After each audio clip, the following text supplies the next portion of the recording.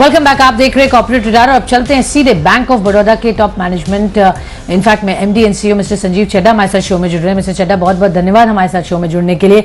Numbers आए हैं आपके जो बहुत बेहतर हैं। अगर हम बात करें मुनाफे की तो 737 करोड़ से बढ़कर 1680 करोड़ रुपए इस क्वार्टर में आए हैं। ब्याज आय भी करीब 7% बढ़ी है। प्रोविजनिंग में कमी आई है इस क्वार्टर में और साथ ही एसेट क्वालिटी में भी सुधार देखने को मिला है। तो पहले तो मैं यही जानना चाहूंगी, मुनाफे की बढ़ोतरी की वजह प्रोविजनिंग की कमी के अलावा और क्या वजह रही?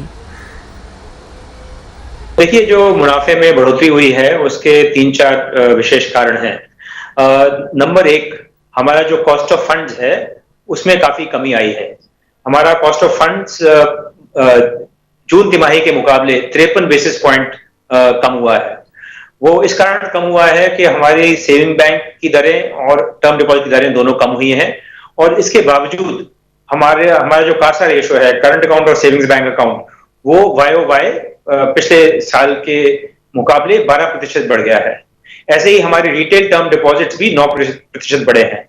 अक्सर ये देखा जाता है कि अगर आपको अपने डिपॉजिट्स में बढ़ोतरी करनी है तो आपको ज्यादा ब्याज दर देनी पड़ेगी, परंतु बैंक ऑफ बड़ौदा का जो डिस्ट्रीब्यूशन नेटवर्क है, हमारी शाखाएं हैं, वो एक बहुत बड़ा एसेट है हमारे लिए। इसलिए बावजूद इसके कि हमारी ब्याज दरें थोड़ी कम है, हम मार्केट से अच्छा डिपॉजिट ग्रोथ में प्रदर्शन कर पाए हैं, जिसकी वजह से हमारा जो कॉस्ट ऑफ फंड है 53 बेसिस पॉइंट कम हुआ है। ओके सर, कॉर्पोरेट और रिटेल लोन का रेशियो फिलहाल कैसा है और कॉर्पोरेट रिटेल लोन में किस सेगमेंट ने पर्टिकुलरली अच्छा परफॉर्म किया है? हमारा कॉर्पोरेट का जो अनुपात है वो लगभग 50% है, जो कि काफी अधिक है और हम ये चाहते हैं कि आगे जाकर कॉर्पोरेट थोड़ा कम हो, रिटेल थोड़ा बढ़े और इसी हिसाब से हम अपने ग्रोथ प्लान बना रहे हैं। इसी को देखते हुए हमारी रिटेल लोन में जो ग्रोथ है वो, जैसा कि मैंने कहा, वो लगभग 16% है, जो मार्केट ग्रोथ रेट से काफी अधिक है। आगे चलते हुए भी हम रिटेल ग्रोथ पे ध्यान देंगे। उसके 2 कारण हैं। एक तो हमारा जो रिटेल है उसमें हाउसिंग लोन्स का अनुपात अधिक है।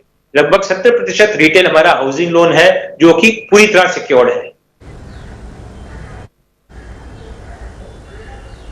ओके, तो इम्पॉर्टेंट बात यह है कि रिटेल ग्रोथ 16% जैसे आप बता रहे हैं वो देखी गई। रीस्ट्रक्चरिंग पर बैंक का क्या अनुमान है सर, और कितने अकाउंट रीस्ट्रक्चरिंग में आए हैं आपके पास इस वक्त? देखिए, रीस्ट्रक्चरिंग जो है 31 दिसंबर तक हमें अकाउंट आइडेंटिफाई करने हैं। उसके लिए सर्वप्रथम हमारे पास एक बोरोवर एप्लीकेशन देगा। हमें ये देखना होगा कि अगर वो कॉर्पोरेट बोरोवर है तो क्या वो कामत कमेटी की रिपोर्ट के अनुरूप है उसके मापदंड। यदि वो रिटेल बोरोवर है तो हमें देखना होगा कि कोविड का उस पर क्या असर पड़ा था या क्या उसकी आय कम हुई है। उसी हालत में उसकी लोन की रिस्ट्रक्चरिंग होगी। आज की तिथि में हमारे पास बहुत ही कम एप्लीकेशंस आई हैं, इसलिए अगर हमें आज अनुमान लगाना पड़े कि रिस्ट्रक्चरिंग कितनी होगी, ये बहुत ही मुश्किल है। परंतु कि अगले 8 हफ्ते के अंदर, क्योंकि हमें रिस्ट्रक्चरिंग के लिए सभी लोन आइडेंटिफाई करने पड़ेंगे, तो इसलिए हम जब जनवरी में हम मुलाकात हमारी होगी तब हम कह पाएंगे रिस्ट्रक्चरिंग कितनी होगी। परंतु ये फिर मैं दोबारा कहना चाहूंगा, क्योंकि हम आज की डेट में प्रोविजनिंग के हिसाब से काफी राशि रख रहे हैं, इसलिए यदि रिस्ट्रक्चरिंग होती भी है तो हमारी बैलेंस शीट में इतनी शक्ति है कि उसका वो, और हमारे जो अभी मार्जिन में इंप्रूवमेंट है उसके कारण उसका जो भी इंपैक्ट होगा वो हमारी जो बैलेंस शीट है उसको सह पाएगी। ओके सर, मैं ये जानना चाहती हूँ एनपीए में जो कमी आई है वो कितनी रिकवरी से आई है और आगे ग्रॉस एनपीए के क्या टारगेट है?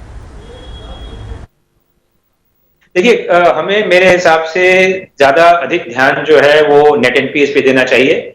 नेट एनपीएस हमारे कम होकर 2.51% हो गए हैं, तो वो अगर हम हिस्टोरिकल लेवल से भी देखें तो एक रीजनेबल लेवल है। और ये देखते हुए कि हमारे अभी जो स्ट्रेस है, जितनी हमारी आशंका थी आज से 4-6 महीने पहले, उससे कम हुआ है। तो मेरे विचार में हो सकता है कि अगली तिमाही में कुछ एनपीए में बढ़ोतरी हो, क्योंकि निश्चित है कि कहीं ना कहीं थोड़ा बहुत स्ट्रेस जो है वो कहीं ना कहीं एनपीए में नजर आएगा। परंतु फिर भी मेरे विचार में अगर हमें प्रोग्नोसिस करनी है अगले 1 साल की या 2 वर्ष की, तो मेरे विचार में 1-2 वर्ष को अगर हम देखें तो हमारे एनपीएज में आगे जाते हुए भी कमी आनी चाहिए। ओके, तो कमी आनी चाहिए। बहुत बहुत शुक्रिया मिस्टर चड्ढा हमारे साथ बात करने के लिए, आउटलुक देने के लिए बैंक ऑफ बड़ौदा के आगे क्या प्रॉस्पेक्ट्स दिख रहे हैं। चलिए इस नोट पर एक छोटा सा ब्रेक लेंगे और ब्रेक के बाद खबरों का सिलसिला जारी रहेगा। Superfast futures on the other side.